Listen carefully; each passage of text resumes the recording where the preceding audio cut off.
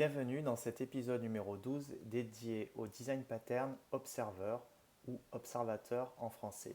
Laissez-moi tout d'abord vous rappeler ce que nous avons appris dans l'épisode précédent. Nous avons étudié le design pattern stratégie.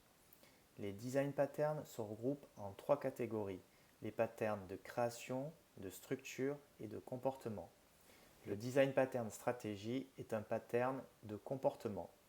Il est particulièrement utile lorsque vous repérez dans du code une succession de if avec des blocs conséquents.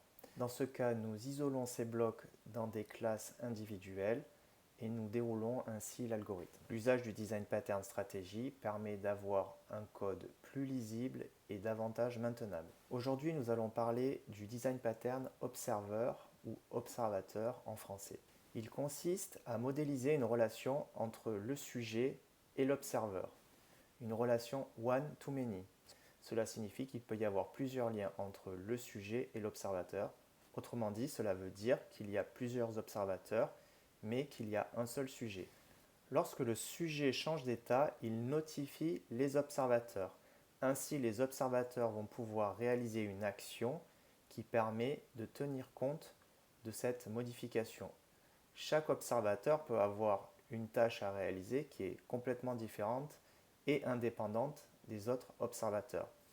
Le seul point commun qu'il y a entre ces observateurs, c'est que dès lors que le sujet change d'état et qu'il notifie ces observateurs déclenchent une action. Ce design pattern est particulièrement utilisé dans les applications de messagerie comme WhatsApp, Telegram, etc.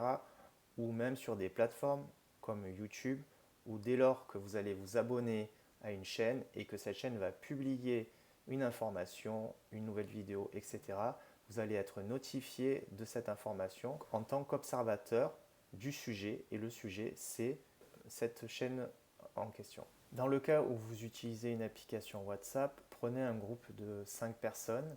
Si une personne publie un message, les 4 autres personnes vont être notifiées. Dans ce cas, la personne qui publie le message, c'est le sujet, et les 4 autres personnes qui sont notifiées de cette publication et qui du coup peuvent lire ce message, ce sont les observateurs.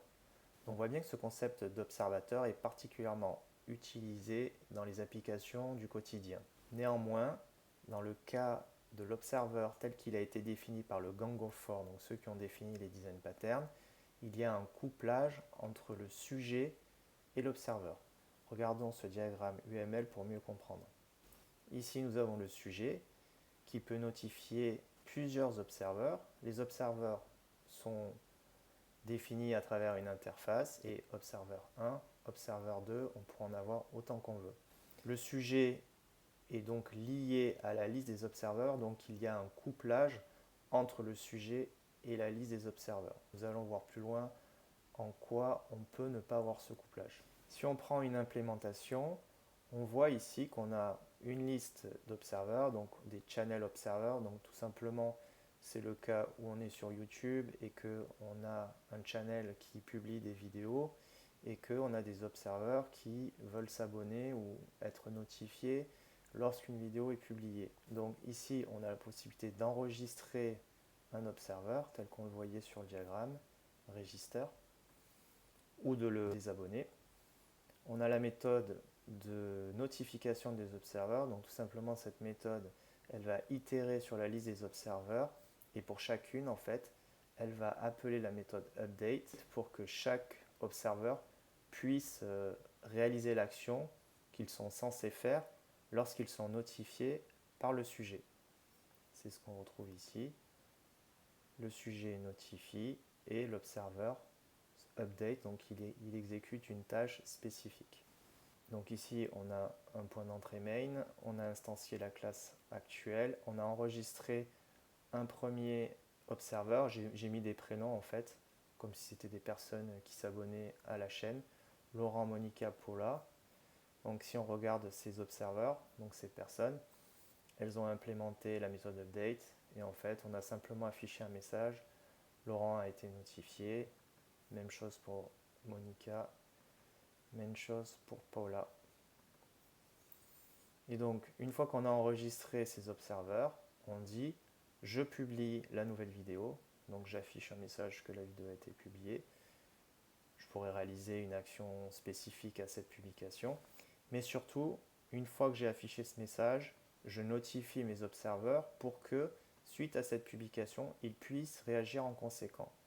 Donc comme je le disais tout à l'heure, ici, on a la liste des observeurs qui sont couplés au sujet. Ici, le sujet, c'est YouTube Channel. Donc nous allons voir par la suite dans quelle mesure on peut ne pas avoir ce couplage. Si je lance le main de l'observeur, nous obtenons en sortie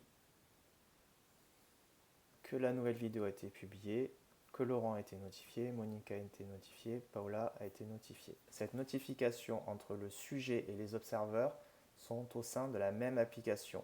Le concept de l'observeur peut être mis en œuvre entre deux applications.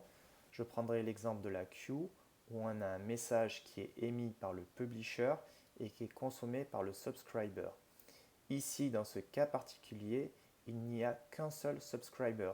Donc on perd la relation one-to-many, c'est une relation one-to-one. Par contre, on gagne le côté asynchrone et le non-couplage entre l'observeur et le sujet. Donc dans ce cas-là, on parlera plutôt de publisher et de subscriber. Le cas qui s'identifie exactement au pattern observer, c'est le cas du topic. Le topic est basé sur cette notion de publisher-subscriber. On publie un message et ce message peut être consommé par plusieurs subscribers. Donc là, on retrouve bien la relation one-to-many. Là encore, avec le topic, c'est toujours une communication entre une application et plusieurs autres applications. C'est à l'extérieur de l'application. Il n'y a pas de couplage entre les observeurs et le sujet.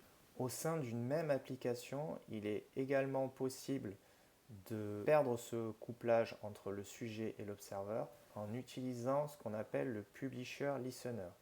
Dans ce cas-là, le publisher émet un événement métier. Cet événement métier est écouté par un ou plusieurs listeners et ce listener va réaliser une action en conséquence. Ces actions peuvent être complètement différentes. Prenez l'exemple d'un publisher qui publie un événement métier. Cet événement métier est capté par un listener dont le travail consiste à enregistrer en base de données cet événement. Cet enregistrement est particulièrement utile si vous faites du support applicatif parce que vous allez pouvoir retracer tous les événements métiers qui ont été levés et qui en termes de support vont vous permettre de mieux comprendre quel était le scénario déroulé dans votre application. On peut avoir un deuxième listener qui lui va envoyer un email tout simplement parce que l'événement métier qui a été publié doit donner lieu à une action manuelle à réaliser par un utilisateur, auquel cas ce deuxième listener pourrait envoyer un email au destinataire pour l'informer qu'il doit réaliser cette tâche. Donc on voit bien qu'on a deux listeners qui font deux tâches qui sont complètement différentes, mais qui se sont déclenchées sur le même événement métier. Lorsqu'on utilise au sein d'une application cette notion de publisher listener, l'envoi de ces événements métiers, de ces events, peut se faire de manière synchrone ou asynchrone. Ici, nous avons écrit du code avec Spring Boot qui nous permet d'illustrer le fonctionnement du publisher et du listener au sein de la même application. Nous avons pour commencer un user service. Ce user service a une méthode createUser et ce createUser va émettre un événement du type user-created-event. Le user-created-event, il a un user ID, un email. On a utilisé ce qu'on appelle un application event publisher, c'est lui qui va publier l'événement métier. Et cet événement métier, une fois qu'il est publié, il est écouté par des listeners. Nous avons créé deux listeners pour respecter l'idée d'avoir une relation one-to-many. Nous avons tout d'abord un welcome email listener, en fait, qui se définit comme un composant et comme un event listener. Par l'identification de l'événement, Spring va comprendre que lorsque cet événement a été publié, cette méthode doit être appelée et donc nous allons avoir cet affichage qui va se déclencher. Le database listener va écouter le même événement et va déclencher une action potentiellement différente de l'enregistrement de l'événement en base de données. Nous avons ici la classe qui permet de démarrer le contexte Spring Boot.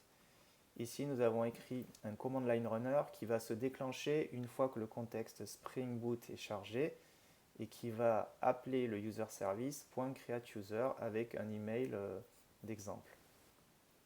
Si nous lançons l'application, regardons en sortie ce que nous obtenons. Nous obtenons le premier listener qui enregistre en base de données et l'autre listener qui envoie un email. Si maintenant le database listener, pour une raison inconnue, met beaucoup plus de temps à s'exécuter, nous allons simuler ce temps de latence comme suit.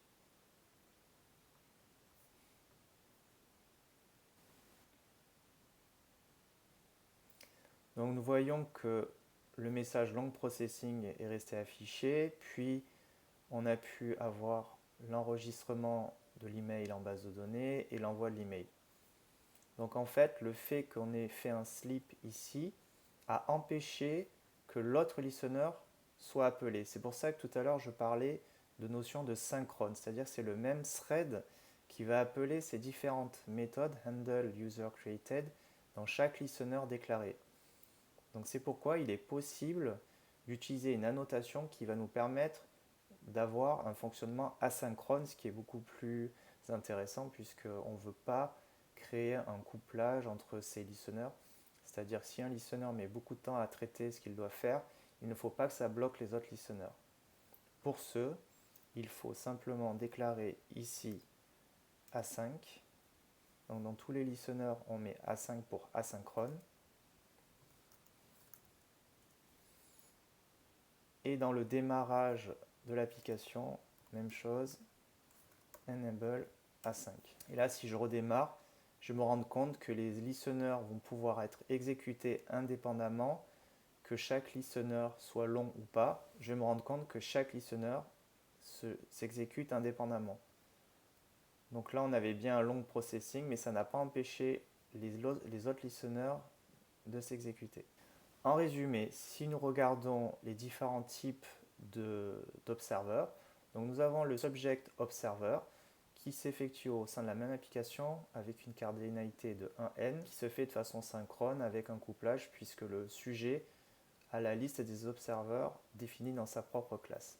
Ensuite, nous avons la queue pour des systèmes distribués, c'est-à-dire deux applications distinctes. Dans ce cas, la cardinalité c'est 1,1, c'est bien asynchrone et il n'y a pas de couplage. Parler de pattern observer est probablement un abus de langage dans ce cas-là parce qu'on ne respecte pas la cardinalité 1n. Ensuite, on a le publisher subscriber au niveau du topic. C'est toujours des systèmes distribués avec une cardinalité 1n. C'est asynchrone et il n'y a pas de couplage. Et enfin, le publisher listener qui se fait avec des events. C'est au sein de la même application avec une cardinalité 1n et ça peut être synchrone ou asynchrone et il n'y a pas de couplage. J'espère que cette vidéo sur le design pattern observer vous a plu. De mon point de vue, il est extrêmement utile de comprendre le pattern observer parce qu'il est omniprésent dans les applications. Il offre de nombreux avantages en termes de communication applicative. Si cette vidéo vous a plu, n'hésitez pas à la liker, la partager ou à la commenter et je vous dis à bientôt.